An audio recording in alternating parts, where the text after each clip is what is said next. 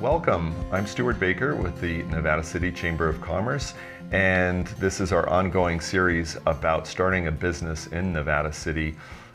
This time we're going to be talking about how the historic ordinance for the downtown is an important force in how businesses run in the downtown and how to make sure that you work within that. And I'm here with Wendy Ermsher, who owns a business in the downtown and is on the Planning Commission. So you have two great roles. So Wendy, tell us how the historic ordinance came to be, first of all. Yeah, so there is a great story on this, by the way, if you're interested in reading it in more detail with specific players and credit on our city website, which is nevadacityca.gov. So back in the 60s, there was the addition of the freeway. And so predating that, there was no freeway, it was just a little highway.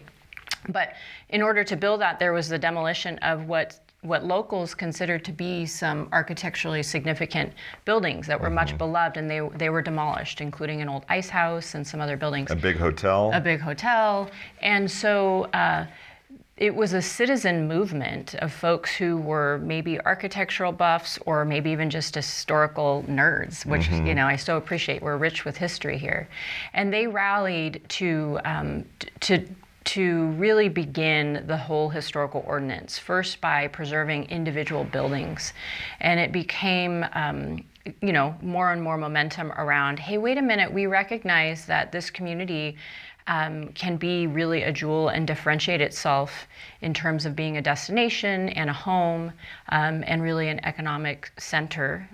We thrive on tourism because of this. So that began in the late 60s. And I want to say it was 1968 when officially the historic ordinance was passed by City Council after rigorous review and endorsement as well by attorneys and so forth, that we could carve out, I think initially 17 acres of especially commercial area and some residential area as being historically district. And I know I get at the chamber, a lot of times people come in and they go, this place is amazing, it's magical.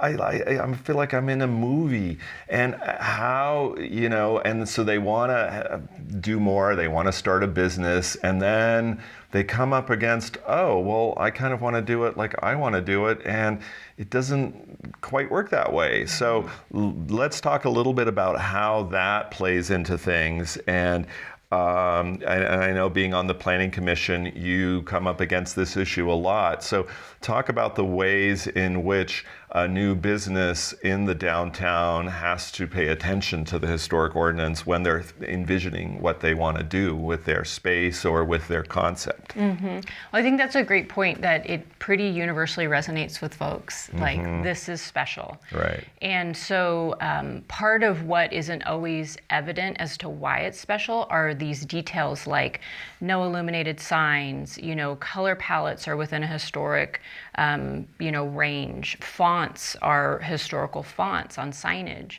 And so all of that is spelled out in the historical ordinance, and the value of really doing your homework on that is getting your application approved from the get-go. You can successfully have your first idea implemented without frustration if you just first get, informed about where are the restrictions. Right. Great idea. And then the benefit of complying, I guess you say, is in falling in step with the community is when you do that in mass, when you have, a really authentic, charming building that takes you back to yesterday without cables running through the air, without, neon flashing at you. There is this just cohesive, immersive feeling that benefits all of us, truly economically, to be a destination for tourists. We have repeat visitors that come every year. Yesterday I had folks in my store that were from Estonia. We have people from all over the world seeking us out, and it is because we have curated something that they can't find anywhere else.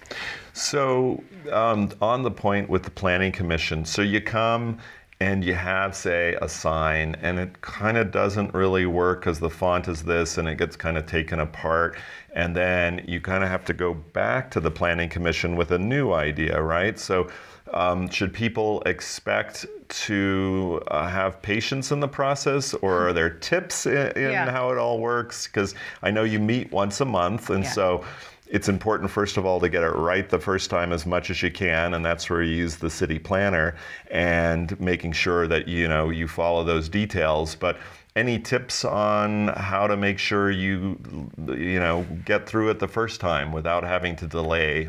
Yeah.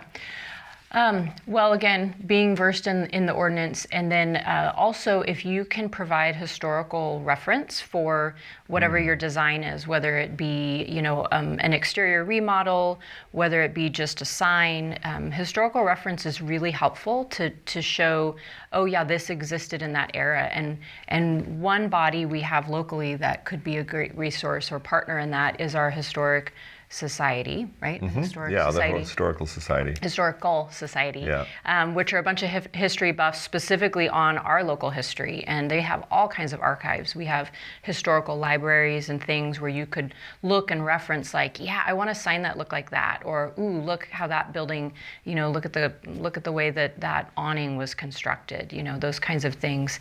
Those are really helpful for the Planning Commission to see that you've done your homework, and it makes decisions easier and less subjective. Great. Really, and then they can also be a great source of ideas. But looking at what exists too, and seeing how signs are backlit or not backlit, I should say, how they're illuminated, and the fonts and colors that exist now, if you copy things and make it your own based on that might be another source too, right? Yes, for sure. Awesome. Great. Well, thank you, Wendy. That's really super helpful to understand about the details regarding the historical ordinance, and good luck in the process, and you've got a lot of resources. So, all right. Thank you.